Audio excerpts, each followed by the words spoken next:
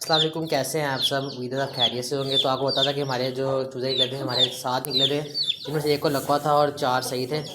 तो उनको हमने इसके साथ छोड़ दिया अपनी मादी के साथ। 4 चीनी के चूज़े से, आपको होता है कि 4 चीनी के चूज़े इस मादी के साथ जो हमने निकाल लिए हैं, और इसके साथ 6 चूज़े छोड़ दिए हैं। और इनको भी बहुत अच्छी तरह पाल रही है अपनी माँ, इनको भी ना बच्चे समझ रही है। और हमने वो चूज़े निकाल लिए, इनके दिखाता हूँ मैं आपको। तो देखें कैसे उनको कवर कर रही है, और ये चूज़े निकाल लिए हैं बड़े वाले हमने। तो हमारे लिए आसानी होगी, बल्ब नहीं आना पड़ेगा और चूज़े पाल लेंगी।